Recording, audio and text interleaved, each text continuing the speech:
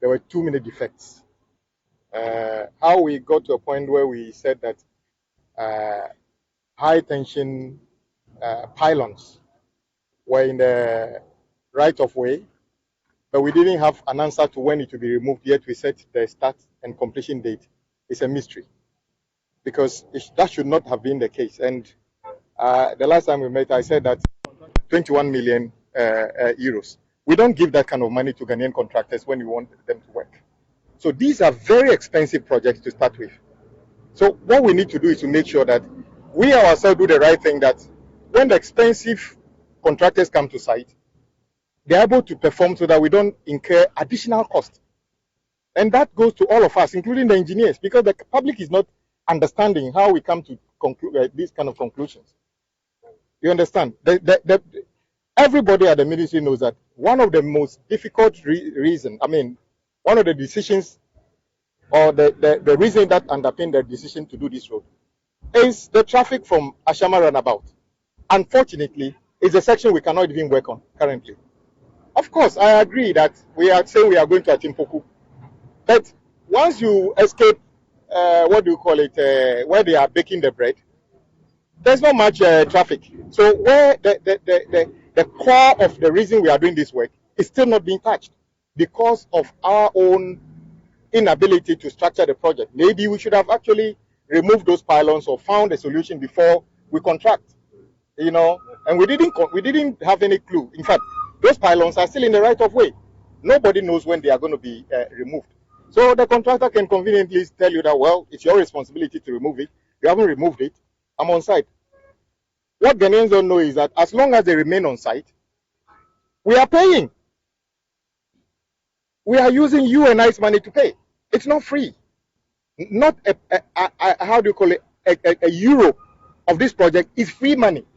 You will pay to the last one, including the interest. So why would we do this?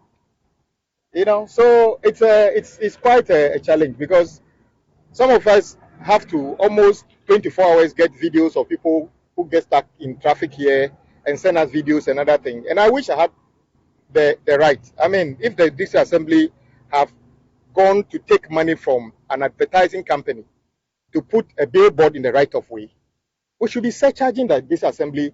We remove it and charge them to it, not them telling us that we should pay for it.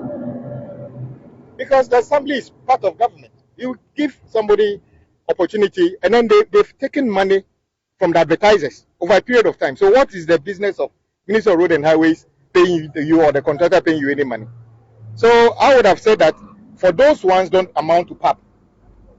Because as far as I'm concerned, the bank is more interested in you not depriving a poor person of living. Mm-hmm. So if somebody is growing maize or cassava by the roadside, you just don't go and bulldoze it and leave. But if an advertising company that have already made their profit for planting and a billboard in the right of way, we owe them nothing. Remove it. Remove those billboards. If they like, let them come to the ministry or let them take us to court and prove that we owe them any money. So as far as I'm concerned, the caution we sounded the last time was about people who genuinely are vulnerable, who we should not make their life worse off. But not companies that knew very well that what they were doing was wrong and now are telling us, including the disassembly, that we should pay them. I don't think it's right. So you have the right to remove all those billboards without any hesitation. None of them can be able to sue us. If they will sue the assembly, and they can deal with it in court. It's a country with democracy. Remove it, let them go and deal with assembly. Nobody can come to you.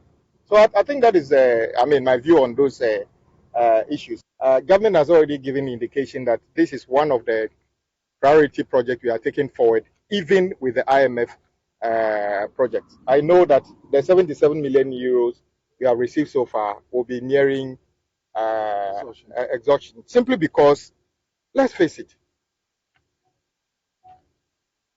companies from abroad, some locations have too much in terms of general items.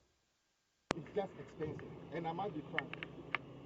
From what the Ghanaian charges and what other people charges is less.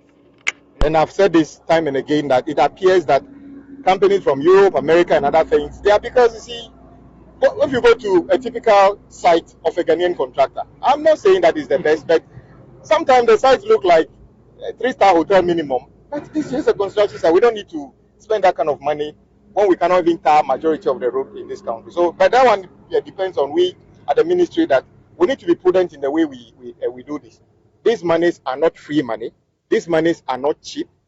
And so the things we apply these monies to must be things that we can do within a short period of time. We are happy that there has been some progress. There's still lingering issues about when these loans would be reactivated. The government is almost complete. The debt restructuring thing is almost done. We have signed on to much of them. It is the lenders themselves who need to also begin to come forward now, because government has made a commitment. We want to go on forward with this project. So there's no need for them to hesitate. In any case, whoever we owe, we've been paying. Last month or last week, the finance minister paid all the, almost Euro. 300 Euro bond holders. We paid them. So we are paying. So yes, we were bankrupt, but we are recovering. And as I promised last 2 months, we are down, but we shall rise again. And we are rising. So our partners also, who are also benefiting from this, should also come forward a bit and invest more money. We're not going to say that this contractor should work and go home and paid. They will be paid. So we want them to also continue, because I know that some of these companies also want to partake in GOG projects.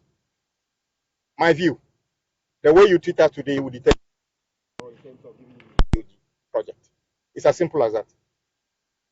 When we borrow money, the way you treat us when you spend the borrowed money will depend how we treat you when we have our own money to give you. That will depend on it. It's as simple as that.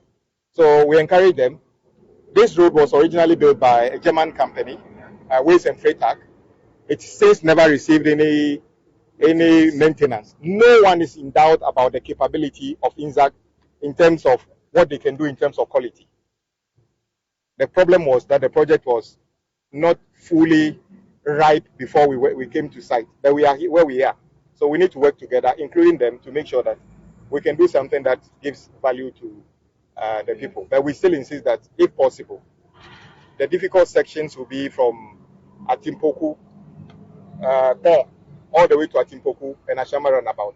We want to see some work going on in those areas so that we can speed up the work. The question I have is, what is your hypothetical projected completion date? Okay, so currently